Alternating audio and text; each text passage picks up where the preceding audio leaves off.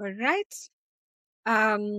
Gents and ladies, mabibi na mabwana, thank you so much kwa kukusanyika nasi tena.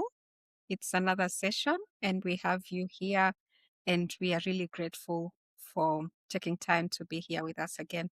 We receive your comments every other time, how encouraging you are and how you're asking more of us and how participatory you are in regards to the information that we are putting out. And we just want to say thank you. And we want to encourage you to continue being a participant because we said ultimately the intention is some form of discipleship. We put this information outside here. You pick what is important. You share with your family member. You share with your mother. You share with your grandmother. Because when politicians look at us, they say, sisi ni wanyonge. Lakini what I would like to say is, mwenye kura si mnyonge. Kura yako, nguvu yako.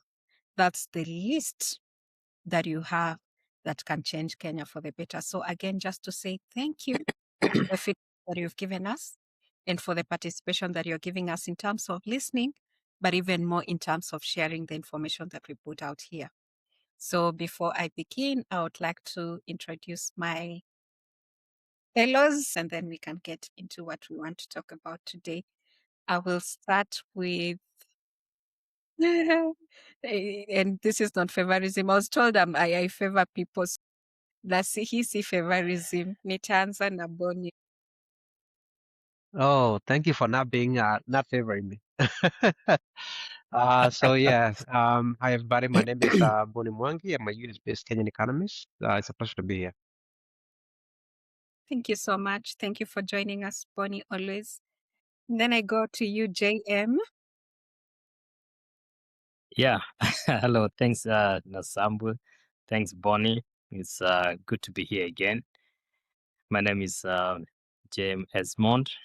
I know Nasam keeps calling me Justice. Who take it for this session. Yeah, I'm glad to be here. I'm a data analyst based in state of Ohio, but I'm also an aspirant for member of county assembly in the county of Nyamira, Bogchora Ward for the 2027 election. So I'll be, participating in this both from a political standpoint, but also as a resident of Bogchora Ward.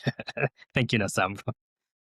Thank you so much. I was about kusema, na Wakisii mko na majina. Simkwetu rahisi kama sisi Kiminini, Kimilili. Then I remember you to Machache, so you're sort of similar. Your Kimilili, Kiminini is just confusing. Do you run out of Trust me. names? Those names are better than Kikuyu names. In Kikuyu names, oh my God, Yeah. We are very creative. Asanteni sana. Thank you. So we have this session and this is an interesting topic, I think, because it affects each one of us on a more personal level. Because, sometimes when you talk about loan agreements by the government, we talk about projects by Kenya, sometimes you feel like it's not close enough.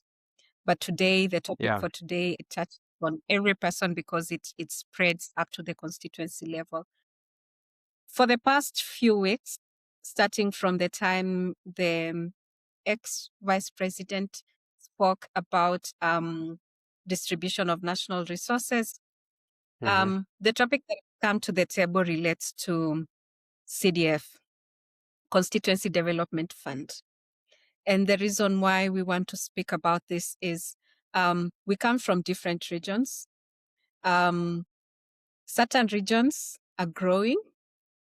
Certain regions, their MPs are doing so much more, their governors are doing so much more. But then again, there are regions which are not growing. But if you look at the resource distribution, you get to realize there's some form of equity in resource distribution. So it's for us to come to the table and ask, as an area, you're receiving money as a county government, about 15% of the national budget. Money through Constituency Development Fund. about 2.5% of the ordinary national revenue. When you look at your county, when you look at your ward, when you look at your constituency, does it reflect that amount? That's the question. So we are focusing on CDF to try and ascertain why is it that when you look at the area around you, you cannot see that money. I will give it some brief history before I can introduce the panelists to say one or two things preliminarily before we get into the issues. 2003. Before 2003, one of the major issues that was there before the Kibaki's presidency was the president had so much power. And because he had control over everything, including government resources, and that means money, he had the prerogative to decide which kind of development will go to which region, who will receive what money. So there was a lot of inequality in the country. Come 2002, one of the major things that government wanted to push was ways that resources and authority over money can be spread beyond the executive. The ultimate goal was for devolution to be in place.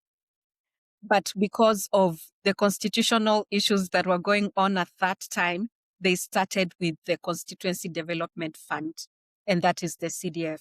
So the year 2003, they passed the CDF Act, and then pursuant to the Act, the MPs were to be given money so that they can bring development to the people.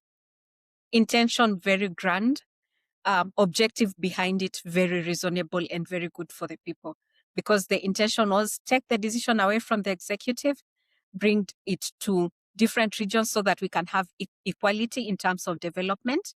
In addition to that, the MP is supposed to end public participation before taking on a project. So they represent the interest, the exact interest of the people, because they have engaged them before deciding on the project. And then finally, because the CDF encompasses aspect of bursary, I think also that equally was to help the people. So bring the project to the people, bring equity, and of course, just develop different regions in the country and not have it on the prerogative of the president. That started in 2003. Of course, that was supplemented much later in 2010 when devolution came to be. So under the CDF, 2.5% of the ordinary country revenue is supposed to be allocated to CDF. How they allocate it is when they determine the amount that is going to be allocated, 3/4 is equal for all county, and then 1/4 of that amount is distributed based on poverty index. So if a county is maybe, let's say, more poor, they have a calculation mechanism, then they will give a bit more money so that the county can be uplifted. So that has been the structure. And then in addition to that, of course, we've said we have now the devolution, which has at least 15% of the country's budget being dispersed to the county. Very good intentions. Ultimately, it's supposed to benefit the people. But then we have been looking with Bonnie and Justice and Jerry that every time money is dispersed to the different arms of the government, money is lost in one way or another. There are different ways that we've identified money is being lost.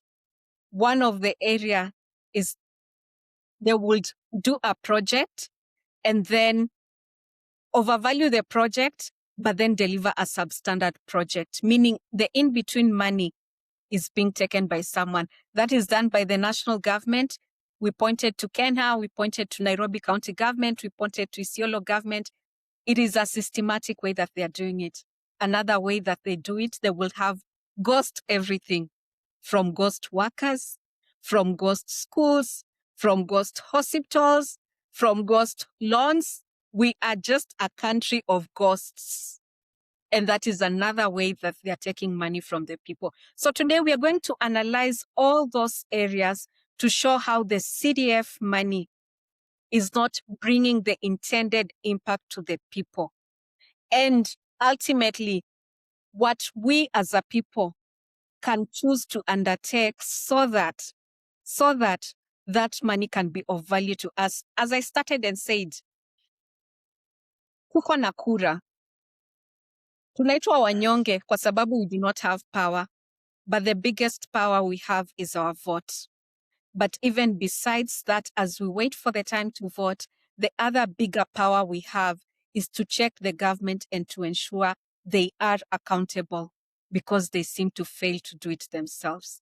So sit with us, listen to what we are saying, help us hold the government accountable, but ultimately be a better voter because you're well informed.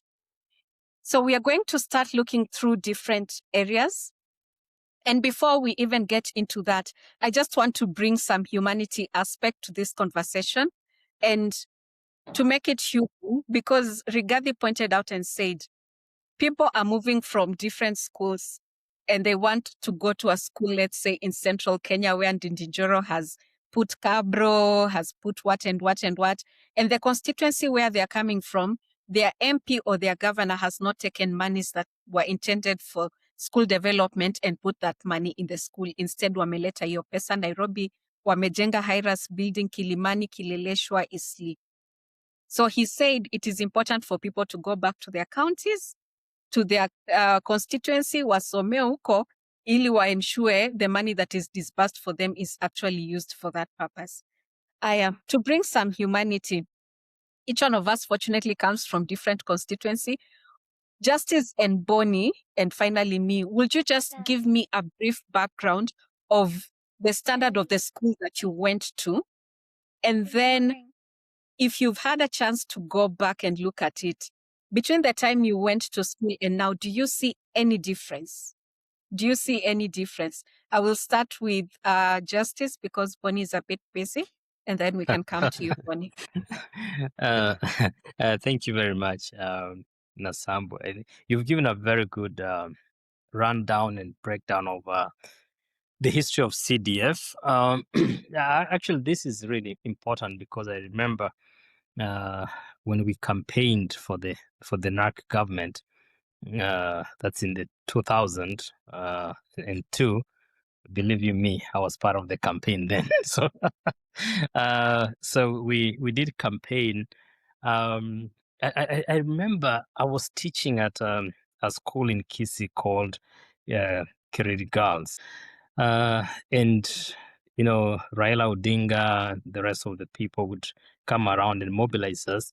And one of the biggest promises was we are going to have free primary education. You know, when that was being mentioned, you just reflect back that, oh, when we went to school, you had to be sent home money for construction, money for teachers, because we had to hire PTA teachers, those are the Parent Teachers Association teachers. You had to, Yes. You know, do everything. But we are being told that now it's going to be free primary education. Nobody would even imagine that's gonna happen. So Yes. I'm just saying this to let people know that I remember clearly the primary school that I went to. It's called Bomorito Primary School. I don't think any of my colleagues here can even pronounce it. Bomorito Primary School in Bogichora Ward. In the local school where, you know, going to school barefoot was part of the school uniform. Kama ungeingia shule na umevaa viatu, ulikuwa unachapwa na because you have violated the school uniform. Yes, because we had to. Yeah. You're joking. No, right? I'm serious. I'm serious. Like you had to be barefoot to match the school uniform. You cannot violate that.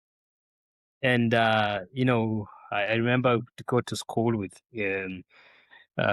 kids that sometimes you look at the shorts that we are wearing. I think they were supposed to be blue then, but at the end of the day, by the time you are class 3 or something, you don't know the original color because it's all patched. You know, like, you know, I'm sure you guys can connect, but what I'm saying is that you're a bad person because you're making us laugh, and then people will think we are laughing at problems. No, you know, I'm just telling you what it was that going to school barefoot is part of the school uniform. the clothes you wear, and you had to patch them, and someone had to patch them by hand. So you can imagine.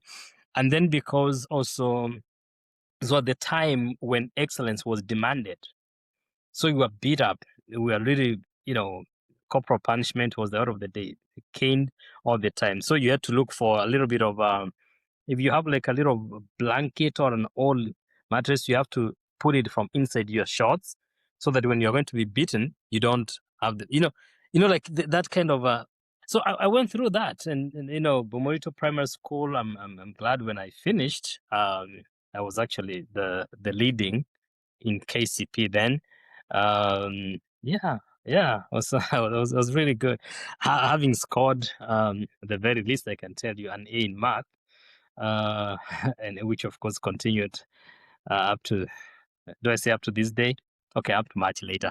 But but then the point here is that it was it was a school that I saw most of the students being sent home because you cannot afford 20 shillings for school construction. In Kisii, it's called Amagachi, it's construction.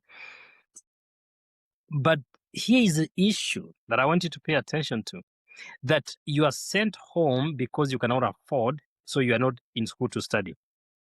But the ones who have remained cannot be taught because they are not enough to be taught. So either way, nothing is going on. So you're not being taught because you're sent home and everything disrupted. And went to a school, high school in Kisii, in Nyamira County, same county, and then later on University of Nairobi. I want to say that I did witness, even before 2002, I did witness some kind of bursaries being given in high school. Yes. We could be given some bursaries, but you know how painful it was that if you are being sent home, your classmates will know that you can afford.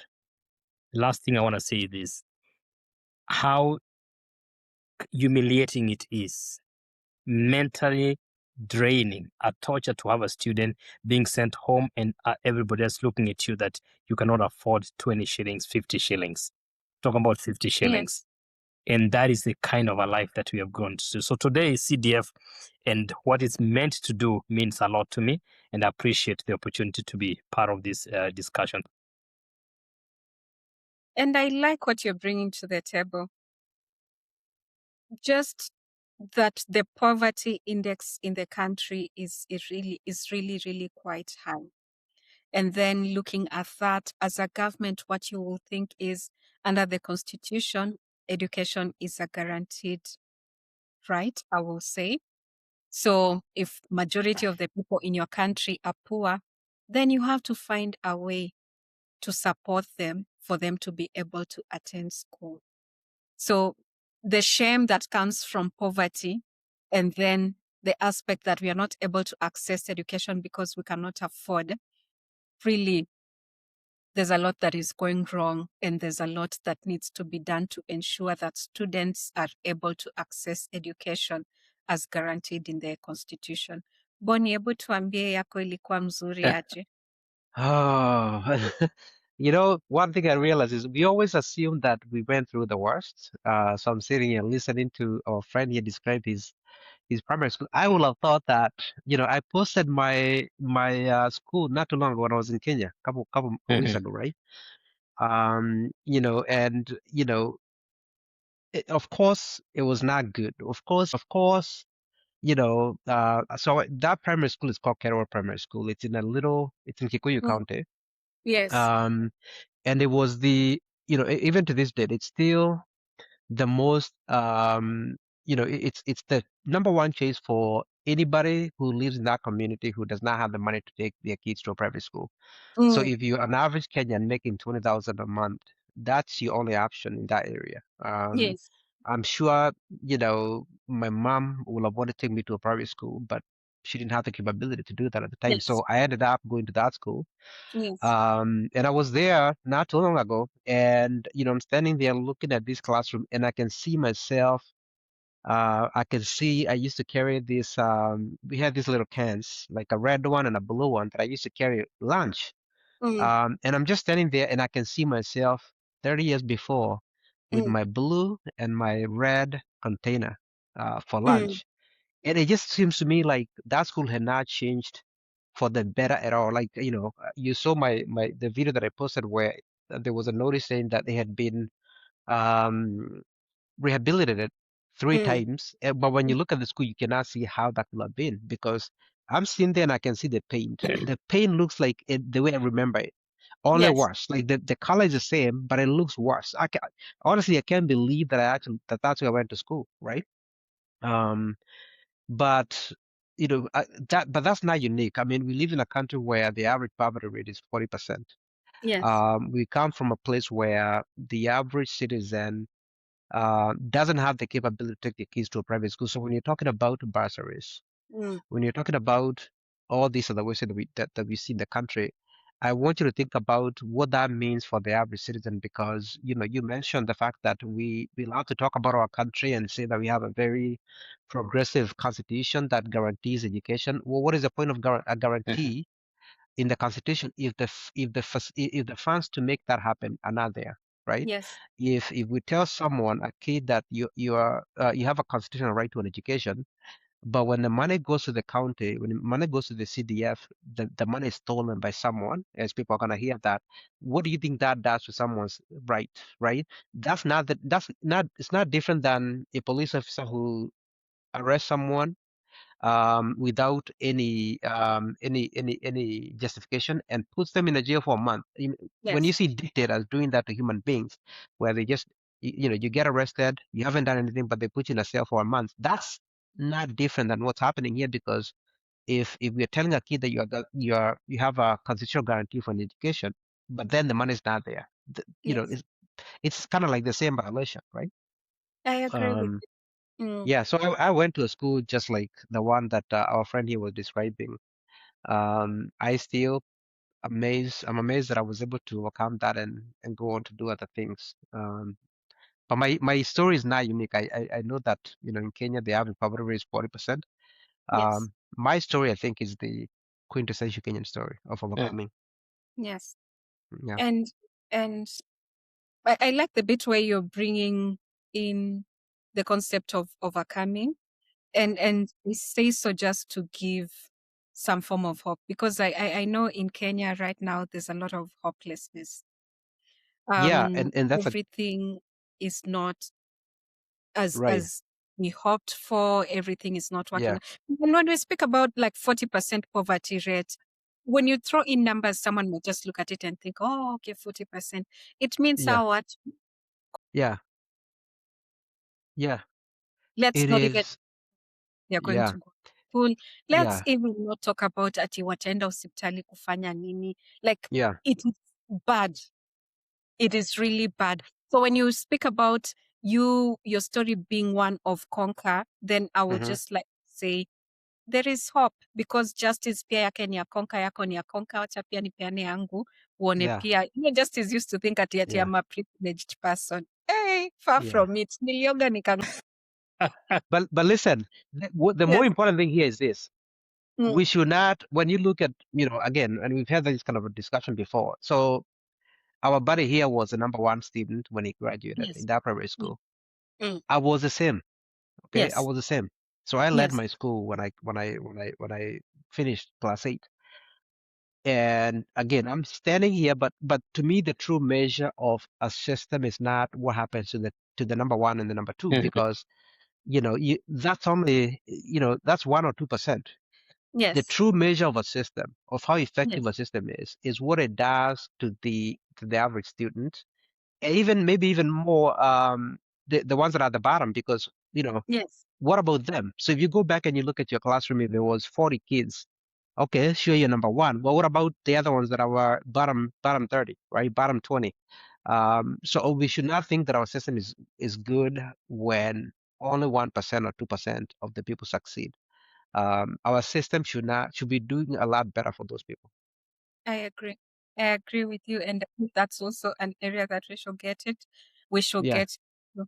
Just to give a bit about myself, I went to a church school. It was Jeshi la Wokovu Salvation Army School. It was built by the church in our place. And that was not the only church school. Actually, most of the schools around that area were church schools. There was one built by the Catholic Church. It was called St. Joseph's. That one was for the richer crowd. Was another one built by the Friends Church, because Western region, there are a lot of Friends churches. So kuna hiyo ya Friends Church. And then there was one built by the Pan Paper Factory. That was one of the private schools at that time. Of course, only accessible to the people working at Pan Paper. And then finally, only one government school, and it was called District Education Board. So the school that I went to, again, as I've said, it was built by the church. And then, of course, the community would come in and just add on the other classes. So in terms of cost, it was comparatively the cheapest because that is what we could afford.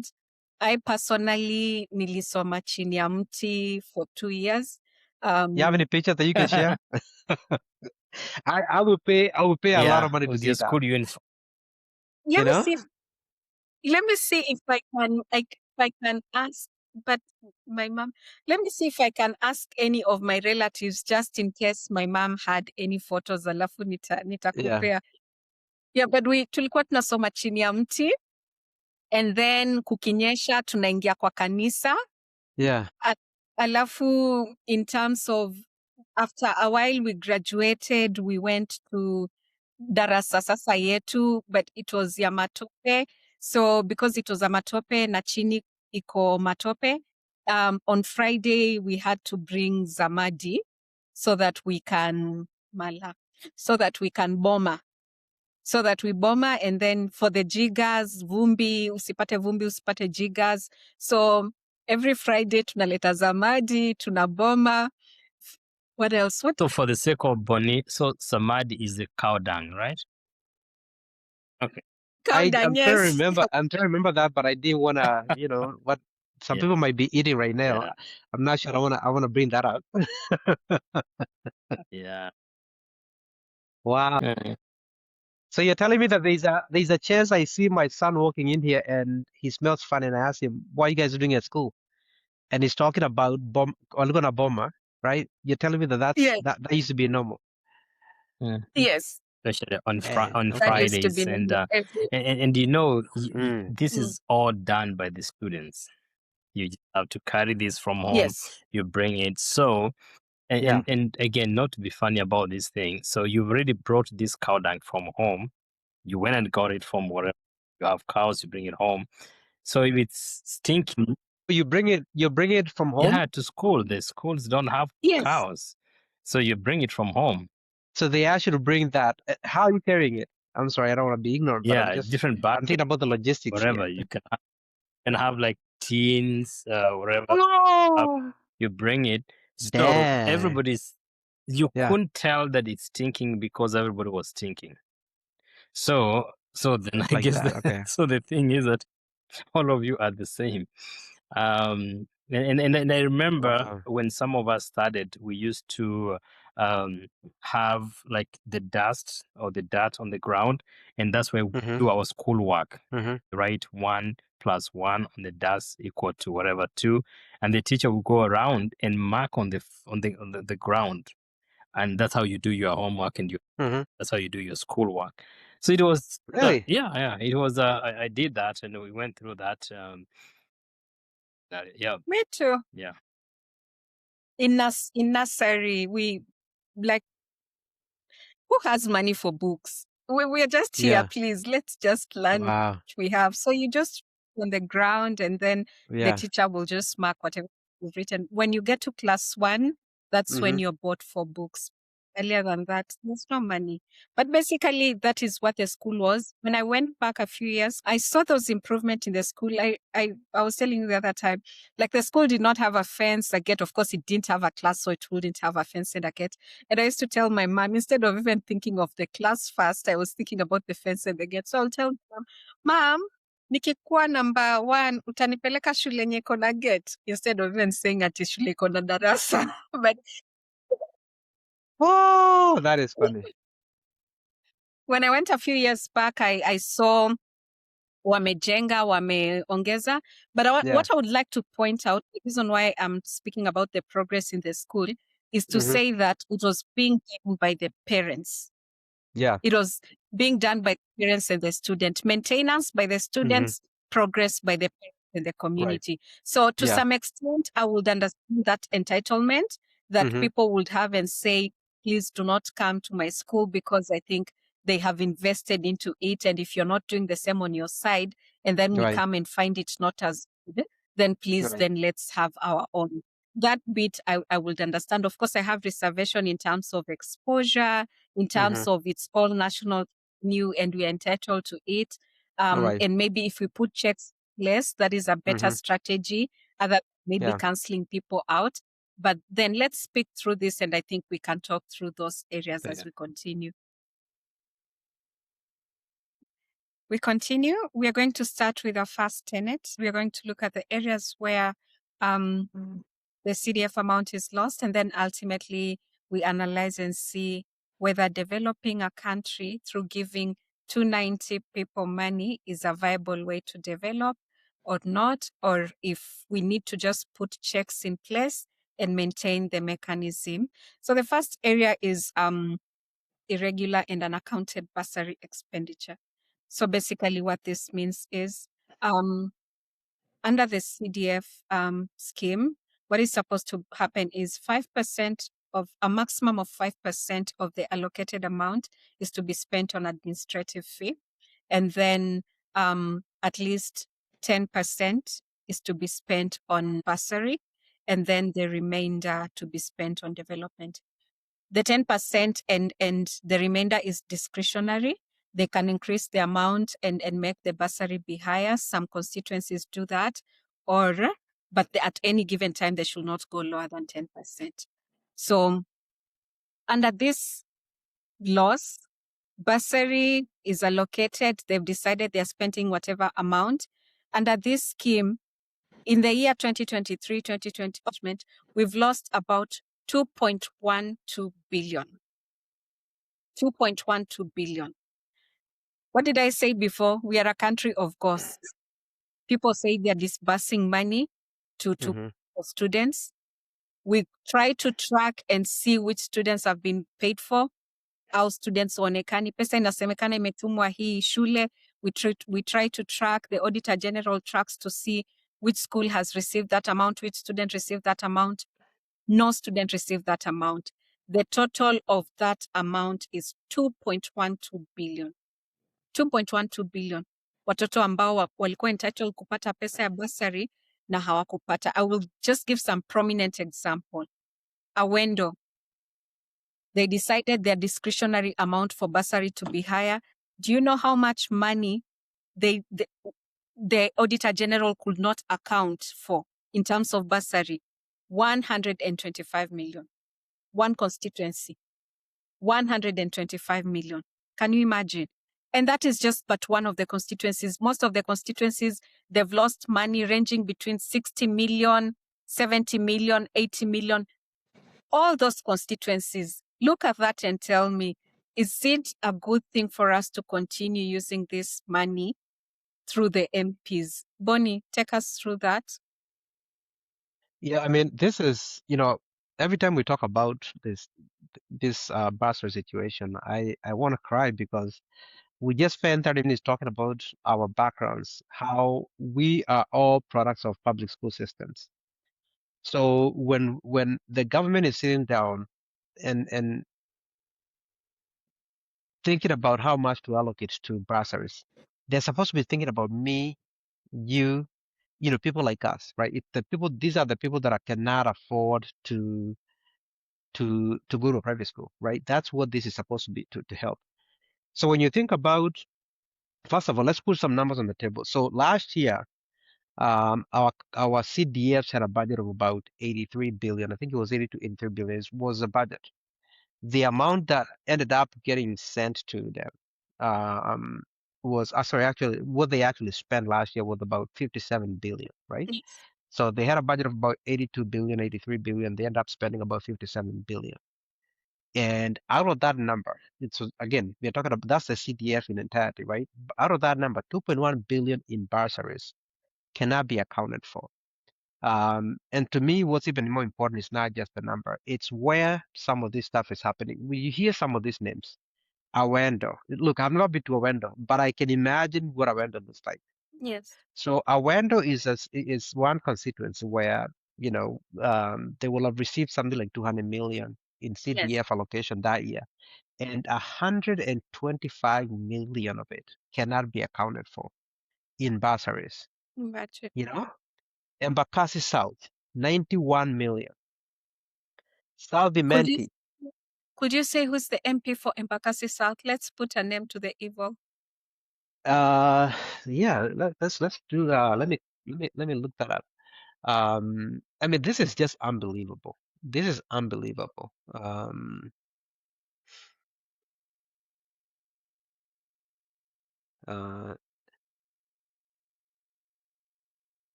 okay, so Embakasi South, right? Is Musili Mawathe. Never heard of Musili Mawathe. Neither. But that is who is the member of parliament there. So again, Embakasi South cannot account for 91 million in bursaries in 1 year. Okay. South Imenti, a place, many of these places, I mean, you never hear of places like this. 83 million. Embakasi Central, 80 million. Kasipul Kabondo, 66 million. Gilgil, 56 million. Wow. Baringo, 61 million. You heard me talk about this kid from my home county of Kiambu, and I talk about that kid because, that kid, Owen, is the average Kenyan, right here. The average Kenyan is 20 years old, right? We are talking Mm-hmm. about, you hear politicians talking about wanting to make Kenya Singapore. Mm. There is no way you can make Kenya Singapore when you do not invest in young people. Mm. And we are sending 200 million to account it to make that happen, to make that a reality.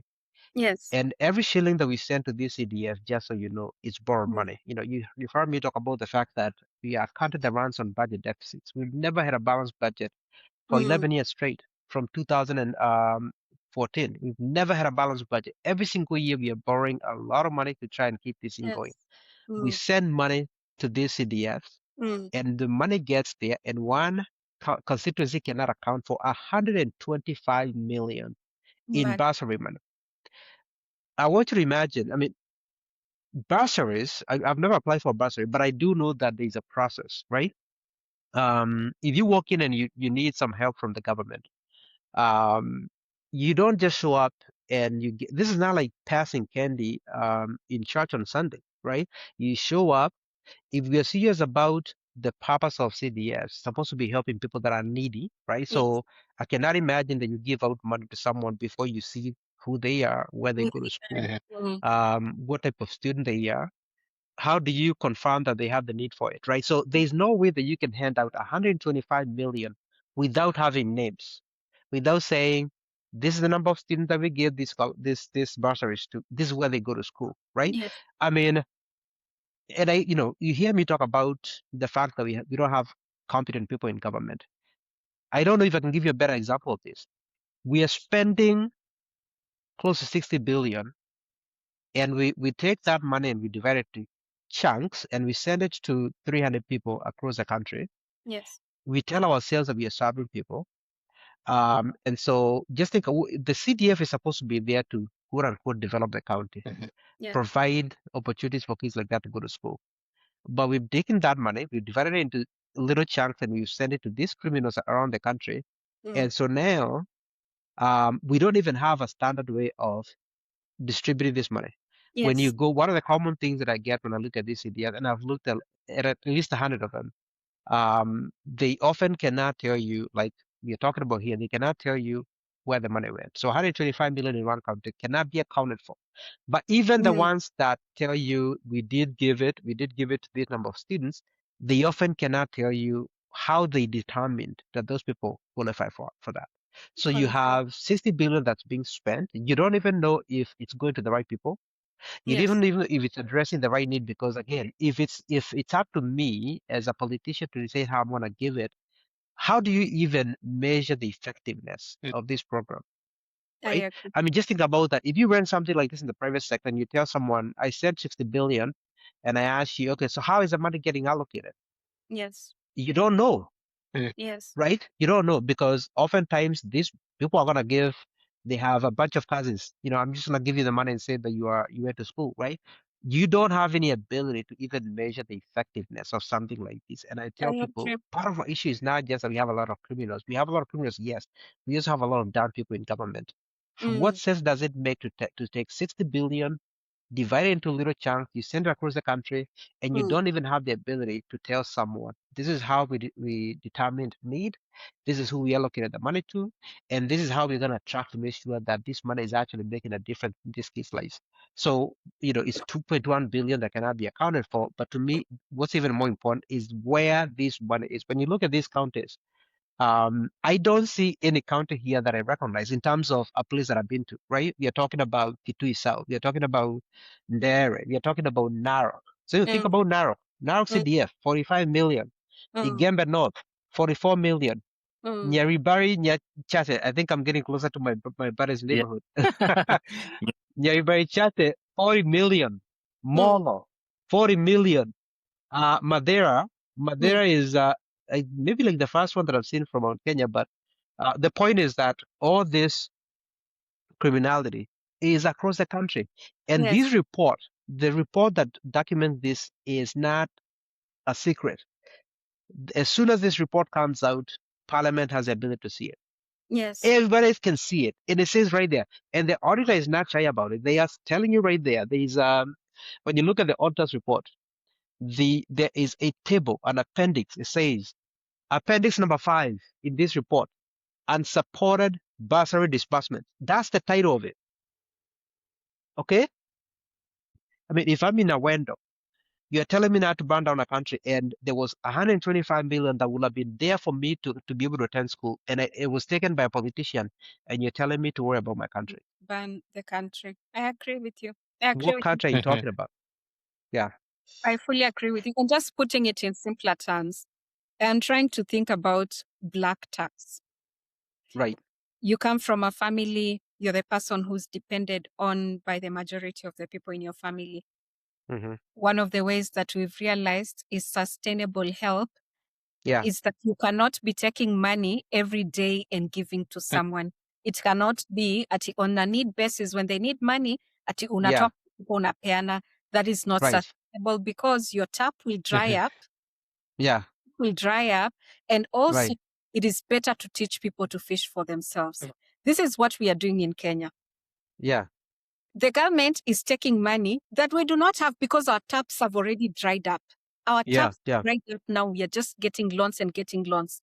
We take loans right. from World Bank. The government Mm-hmm. decides, ndio hii nyota funds, wacha tupe watu sijui 15,000, 22,000, sijui Yeah, wafanyie nini.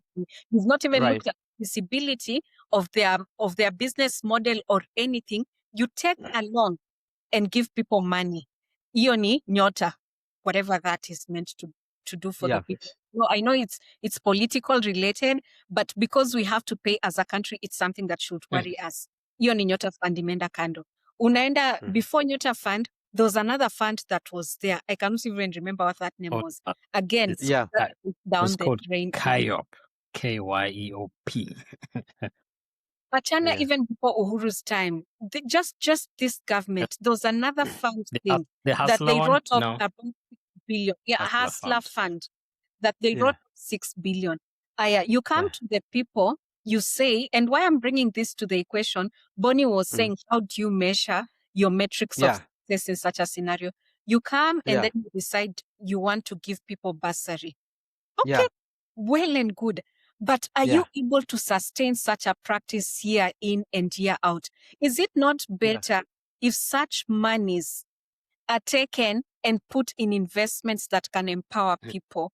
And then now Mm-hmm. from that, then people can get employment and pay for themselves. Ama, wacha tuseme tu, I'm just looking at it as a development strategy. Which one is Mm-hmm. better? Taking money every time and putting at the empowerment, Nyota fund, do whatever fund, bursary fund, ama empower people to have money in their own pockets. That is one area. And then the Mhm. second area, I'm just looking at it, Justice, and I'm going to bring you in right now. You're disbursing money to schools. There ought to be a number, like the students that you're going to disburse to. There ought to be a mechanism of how you're going to disburse that amount. There ought to be some kind of audit trail that will show this is the source of fund, this is how we sent it, these are the recipient. What is it that we are doing wrong that we are losing 125 million in one constituency in one financial year, that we are losing 2.1 billion in one financial year? What is it that we are doing wrong? Everything. Okay, but really and I listened to Bonia's he was giving those numbers. The first thing that we have to appreciate with that is that this is a problem that cuts across the country, but it Yes. also cuts across political parties, regardless of whether you're opposition or you're in government. It's a national problem. And from what you've really also highlighted is that if this is something that was only affecting one constituency or one section of the country, then we would say that probably we will focus on that place and say, what's wrong with you? Yes. But the bigger question here you're asking that what are we doing wrong as a country?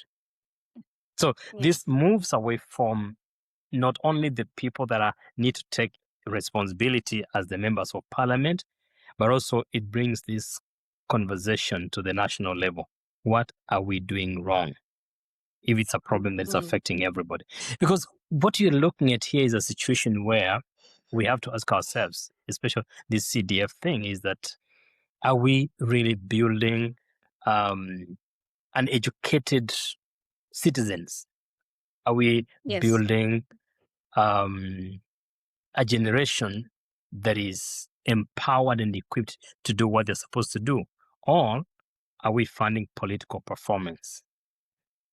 Because from the look of things here is that we are really funding political performance where people are more focused on what is announced in the matangas and other public rallies, as opposed to what can survive verification. I listened to what Bonnie was talking about. I was like, oh, they cannot account for this. They have no documentation. They do this. But when you see those kids being paraded, the performance, the optics, you would think that everybody is doing so well. But now when we go to the reality of the matter is that, friends, we are not doing well.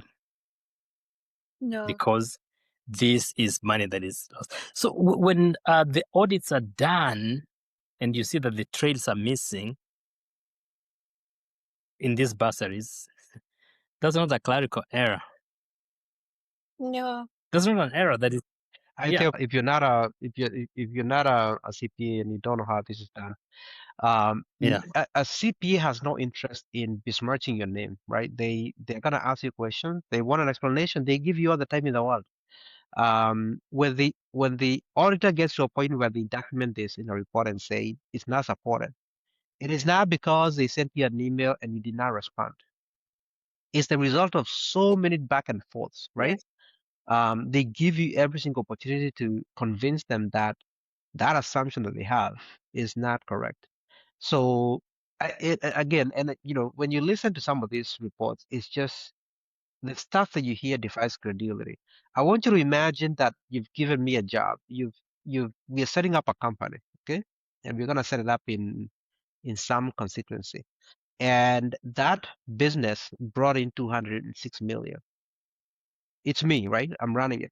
And at the end of the day, I am coming and telling you that I don't know where 125 million went.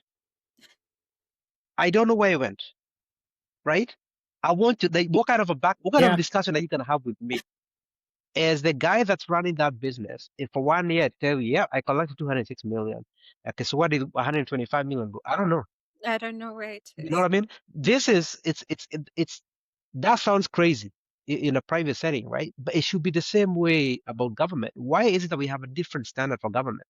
How can anybody walk around calling himself Moshimiwa when you have been given 200 million and you cannot account for 125 125 million. million? Exactly. And I've been shouting at the top of my lungs because I want the same standard that we have in the private sector to apply in government. Yeah. I was talking about in one of my interviews here about what's happening with, for example, the Kenya National Highway Authority, where every contract has an interest of 150 million, 1.2 billion, 856 because they don't pay them on time. So how is that possible that in an entire agency nobody knew that bills needed to be paid that year? So Yeah. every single invoice has an interest charge of 1.2 billion, of 856 million, or 756 million. When I see that and I'm reading these statements, these reports, and I see that and I think about Owen, and I think about a kid somewhere who's sitting there waiting for people to conduct themselves appropriately around these resources. That's the only way you're going to have a chance to go to school. I am the product of both public schools. So Right. I see myself, I'm sitting there and someone has the ability to do the right thing and they're not going to do that. And that destroys the opportunities for me. So 125 million in one constituency in 1 year. I want you to imagine how many kids are going to be impacted by this. In 1 year, 125 million, you know? I mean, and to the way we are saying, people might Yes. put on the assumption that, at least it's not my county, it's Awendo. Yeah. No. This is money that all of us are being taxed. And Yes. then after tax, it is spent on that. And because we are paying debt, like a significant Yes. portion of our earnings is going to debt, hii ni pesa inachukuliwa kama loan. So please, it affects all of us. Do not sit on the side and say, at least my MP was doing this. This accountability check is going to be done by all of us. Yeah.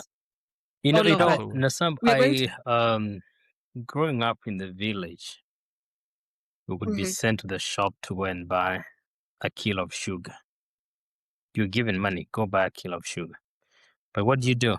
You go there, you ask the shopkeeper that give me half a kilo. Then you take the remaining amount of money, you buy whatever you want, sweets, you eat. Get home to your parents. Like, okay, why did you buy half instead of a kilo? The response is like, that's what they had. Fair enough. Where's the rest of the money? That's what they had. It's like, I don't know. Now, these guys, they are just walking and telling us, you don't know. My dad will be like, let's do this. Let's walk back to the shop. Okay? Go. Have this little discussion. Go, let's have a discussion with the shopkeeper. Okay? Yeah. Mugaka, ulileta pesa ngapi? Hivi. Anakuambia, aliitisha half. What happened? Zingine akanunua sweets. And you're saying you don't know where the money went. To me, the worst thing about this entire thing is that there is a kid somewhere in Bomachoge or Bogichore. Bogachore. There is a kid somewhere in Bogachore that's waiting for this money so that they can go to school. How can people behave like this? Like, you don't have to be animals, you have to be. Excuse. Yeah. Mimi nataka kutetea watu wa Bogichori. Justice, ulikuwa unatuma uchukue pesa sukari na unakata nusu unakula na wendo unaenda represent the whole issue is, but the shopkeeper knows that the shopkeeper knows that what I did with the money. So this whole thing of no. It is not what the shopkeeper knew. What I am asking, your father gave you money and you went to the shop and you took that part of that money and you bought your own things. Buyer beware, Bogichori. At least that's a difference. So the point I'm making here, Nasambu and Bonnie, is this. If this member of parliament is going to tell you that they cannot account for this 125 million, let's go back to the shopkeeper and find out, okay, did you buy this? Oh, yeah, I did, but he also bought tires for his car. Oh, yes. But who is that guy? Who is that guy supposed to tell to tell you? Let's go back. That is That's our what, parliament.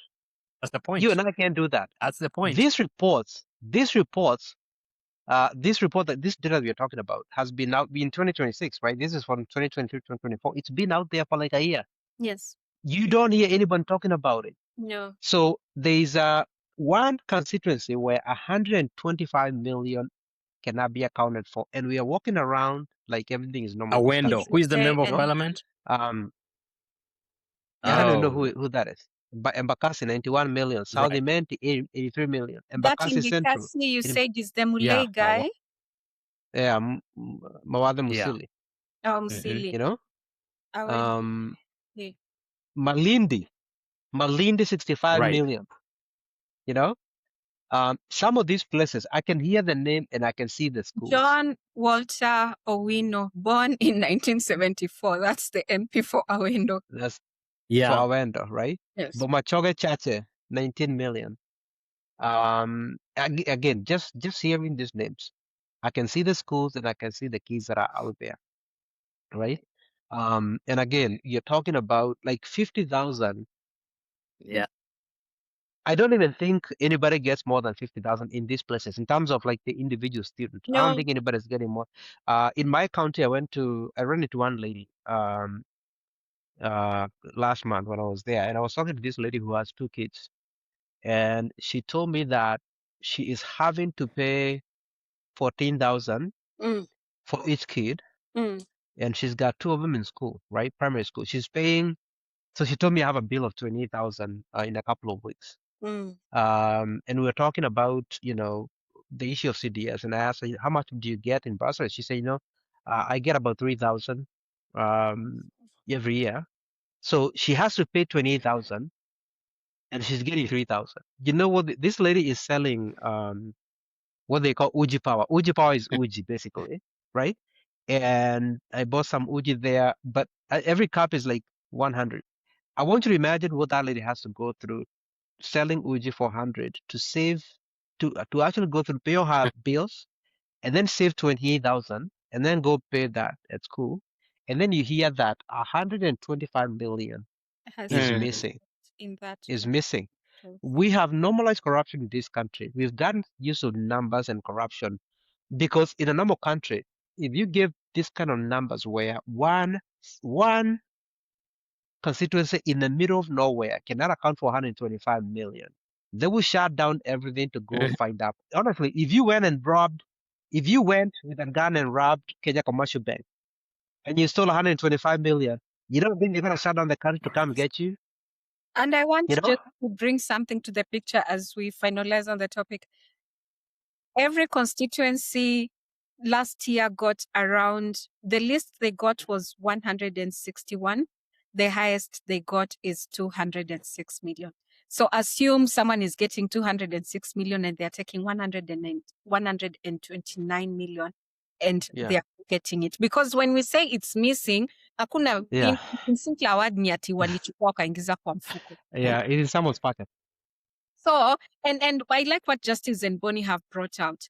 Justice, wakati alikuwa naiba, let's pray he has changed. He became a preacher, he's mchungaji, let's pray he has Yeah. Wakati alikuwa naiba, babake alikuwa anamchukua anampeleka kwa duka, and there was accountability. What is happening in Kenya is that an audit report is just an FYI document right now. There is nothing going to come out of it. And that's why I tell Kenyans, you cannot stop being angry. You cannot stop being angry because the only thing that is holding these people to account right now is our anger. Right. And that voter when we get to the polling station. You cannot be fooled by someone who is taking 125 million and then they come give you 5,000 and then you say, oh, I will vote for him because nilipata ya 5,000. Kama hiyo 125 million angetumia, nyinyi mngepata pesa ngapi? We need that bigger picture because we are the only people who can hold those people to account. But on a policy level, I think also Justice Bonnie and I, we need to think what more we can do. Of course, towards the end of the session, I would like for you to, in terms of strategy, bring that to the table, both of you. But I think other than that bit, as a people, I will say our anger our voice, our vote is what would hold them to account, because they themselves and the institutions around them have fully failed and they are not working for us. I'm going to go to the next point so that Even we do a not very quick one um, here, Nasam. well, Even as we plan to go to the policy section, for now, my request is that yes. the members of these constituencies, they need to look for something to go to those constituency offices and write it as a crime scene, 124 million missing. Each constituency that where money is missing needs to have a sign that is labeled as a crime scene and how much money is missing. Until the issue is resolved and the money is found, I think that should be declared a crime scene. Thank you. I like that. I like that. Not outrage on Twitter only, but also on location, so that even the AP knows, yes, we are watching you. We know this is how much you've taken, and we want to take as much next time, because really we are watching.